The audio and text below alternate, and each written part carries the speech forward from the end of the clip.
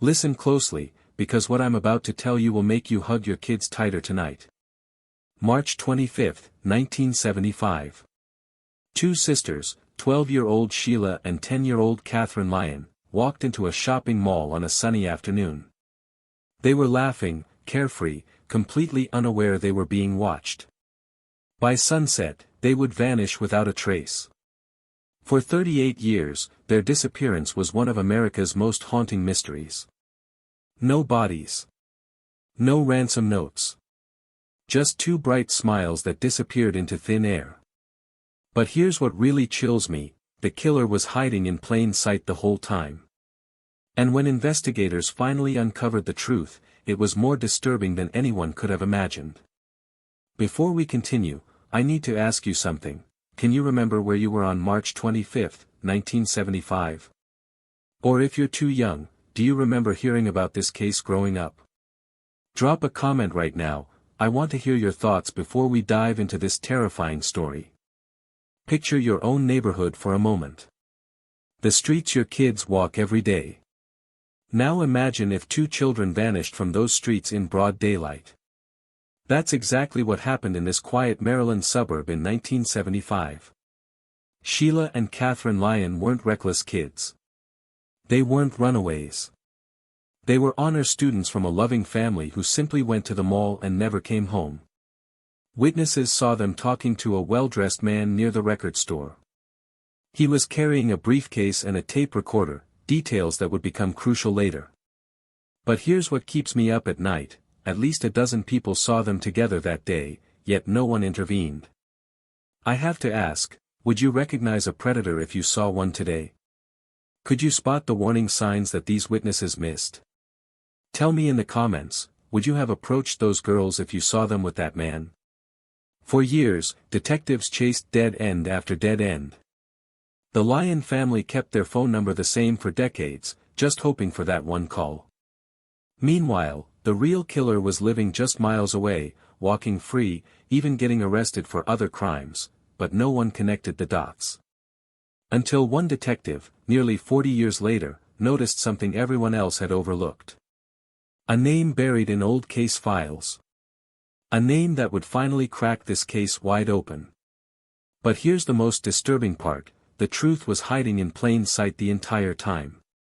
And when you hear what this monster did to those poor girls, you'll understand why this case still haunts investigators to this day. Don't go anywhere, because what comes next will change how you think about cold cases forever. And if you're as shocked as I am by this story, hit that subscribe button. We've got more unbelievable cases coming your way. The clock was ticking from the moment Mary Lyon called police.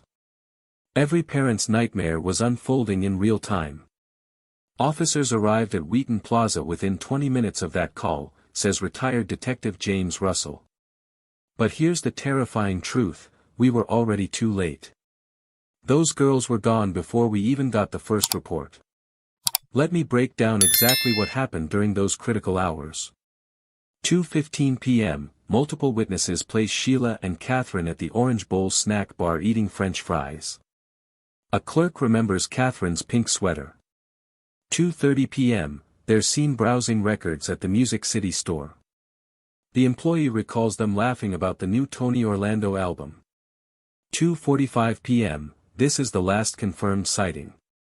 3 separate witnesses report seeing the sisters talking to a clean-cut man in his 30s near the mall entrance.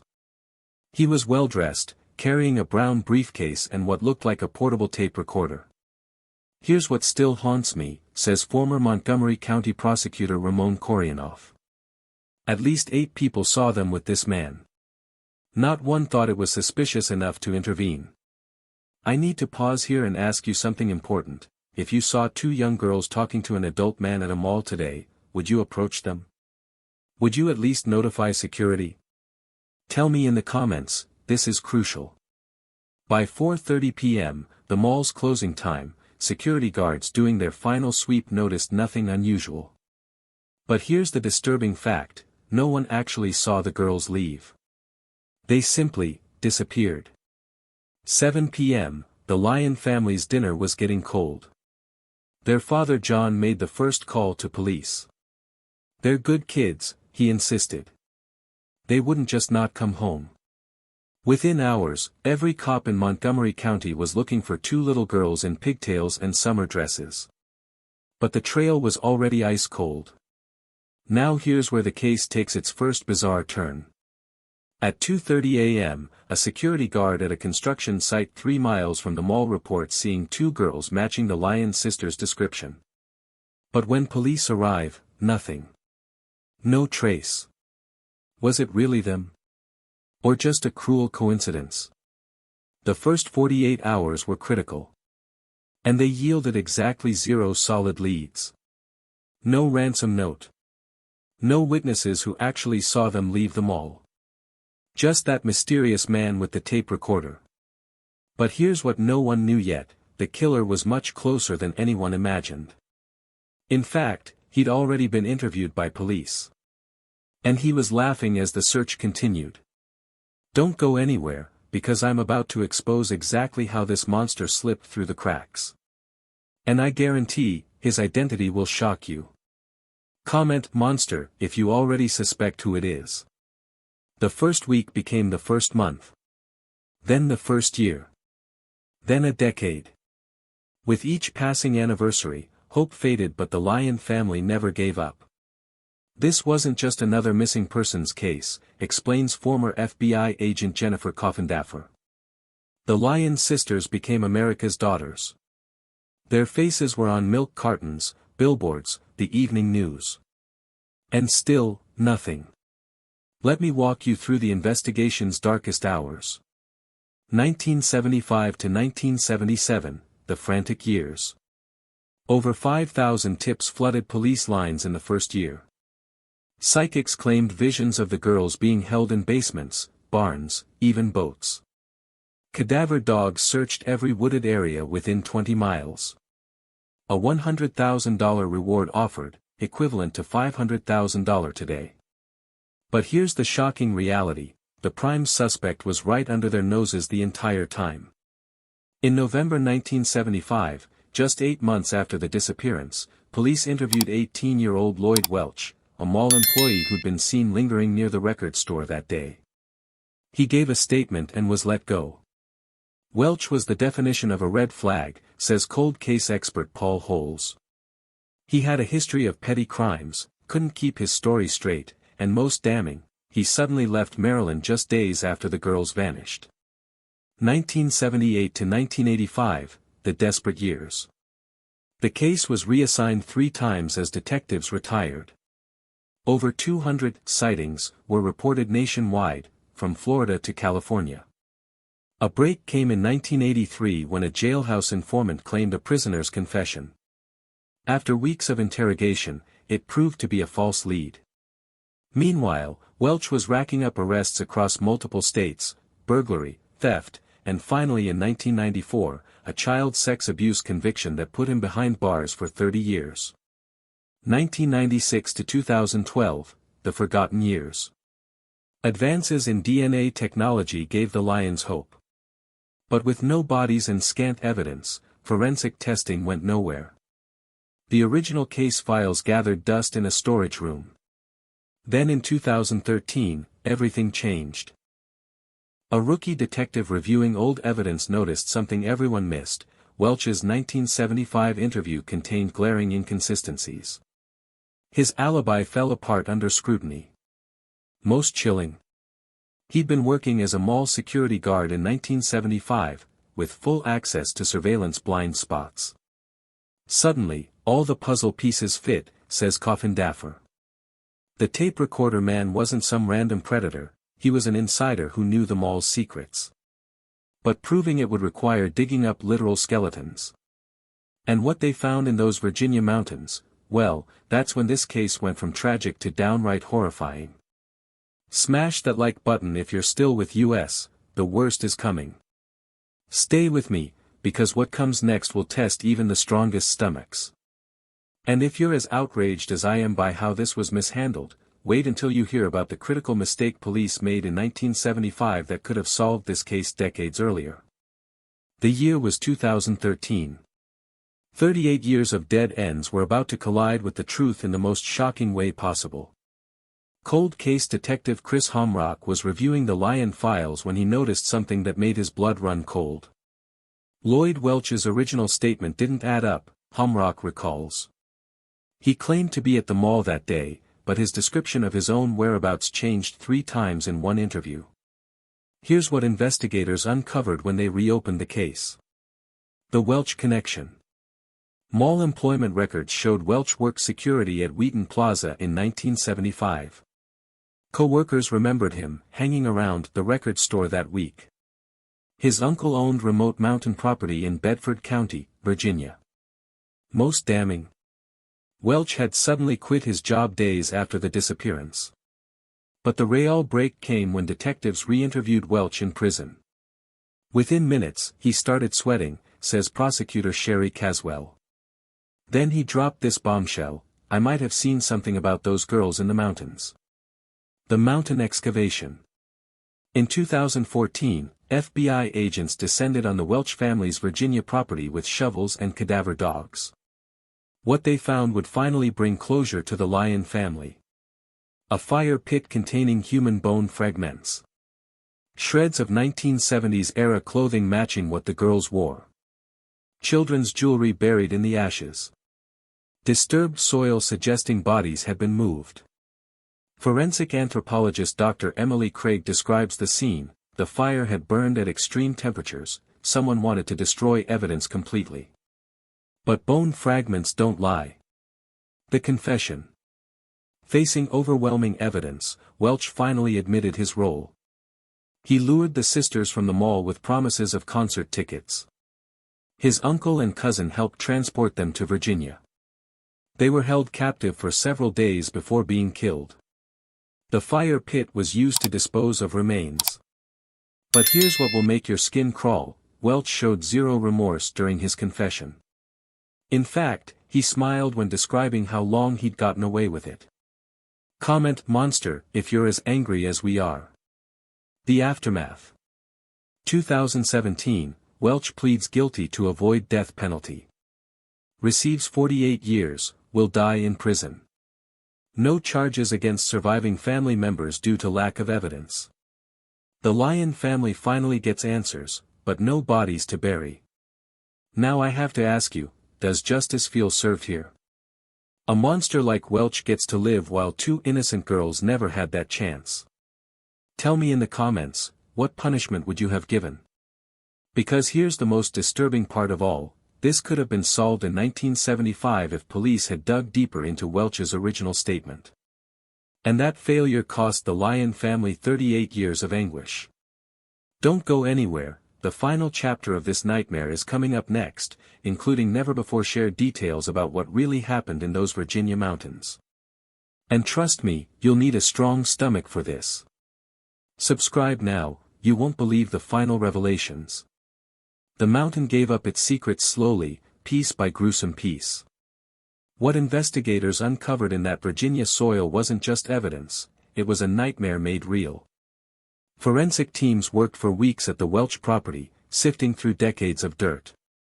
Here's what the official reports show. The crime scene. 14 bone fragments recovered from the fire pit. Teeth marks on some bones suggesting animal scavenging. Melted metal consistent with 1970s-era zippers and buttons. A child's earring buried 6 inches deep. Dr. Henry Lee, the renowned forensic scientist, later stated, this was a professional disposal. Someone knew how to make bodies disappear. The timeline of terror. Through Welch's jailhouse interviews and forensic evidence, investigators pieced together the sisters' final days. Day 1, the abduction. Welch used his security badge to lure the girls to a maintenance area. His uncle's station wagon was parked at a loading dock. Witnesses reported seeing 2 sleeping children in a vehicle that afternoon. Days 2 to 4, the ordeal. Transported to Virginia mountain property. Held in a root cellar beneath an old shed. Neighbors reported hearing children crying, but assumed it was TV sounds. The final night. Cause of death never determined, remains too degraded. Bodies burned in pit for approximately 8 hours. Ashes and bone fragments scattered across the property. The family conspiracy. Most shocking. At least 5 Welch family members knew the truth. Lloyd's uncle helped transport the girls. 2 cousins stood guard during the burning. His aunt washed blood-stained clothing. Not one came forward for 38 years. Now I need to ask you directly, could you live with that kind of secret? Could you look at those missing posters year after year and stay silent? Tell me in the comments, what would you have done if you were one of those family members? The legal reckoning. 2017 courtroom scene. Welch smirked through victim impact statements. The Lyon family wept as details were read aloud. Judge called it the most depraved case of my career. Life sentence plus 48 years, he'll be 118 at parole hearing. But here's what keeps haunting me, Welch didn't act alone. Yet only he faced justice. His uncle died in 2014. Other relatives denied everything. And without bodies, prosecutors couldn't charge anyone else. Smash that like button if you believe more should have been charged. The Lyon family home still stands in that Maryland suburb. The phone number remains the same. Some habits die harder than others. Mary Lyon passed away in 2020 without ever knowing where her daughters were buried. We have fragments, John Lyon told reporters. But not enough to lay them to rest properly. The shopping mall was demolished in 2015. Workers reported strange occurrences during the demolition, tools going missing, faint laughter echoing in empty corridors. Whether you believe in ghosts or not, some stains don't wash away. As for Lloyd Welch, he sits in a Virginia prison, writing letters to true crime fans. He's changed his story 7 times. In his latest version, he claims the girls are still out there somewhere. But we know the truth. And truth matters. Even when it's this ugly. Even when it comes 38 years too late. Before we end, look at your screen right now. Notice the like button. The subscribe button. Please engage, thank you. Tag someone who needs to hear this story. Because here's the terrifying reality, there are more Lloyd Welches out there right now. More children who might vanish today. After hearing this story, will you pay closer attention? Will you speak up if something seems wrong? The Lyon sisters couldn't be saved. But maybe, just maybe, the next child can be. The ripples of this case still spread today. In 2019, Maryland passed the Lyon Sisters Act, requiring all mall security personnel to undergo FBI background checks. 5 employees at a single shopping center were arrested the first month it was enforced. Former Detective Mark Janney, who worked the original case, carries their school photo in his wallet. You don't forget faces like that, he says. Not ever. The Welch property was bulldozed in 2018. But here's what chills me, when crews tore up the foundation, they found more bone fragments. Too degraded to identify. Too small to even determine if they were human. And Lloyd Welch? He's filed 12 appeals. Each one denied. His latest prison interview claims, "Those girls are haunting me." Guards report he wakes up screaming most nights. Some say that's justice. I say this, look at your kids tonight. Really look at them. Because the Lyons would give anything to do that just one more time. Subscribe for more cases and turn on notifications, we're covering another shocking cold case. Also check out other stories like this our page, see you in the next story.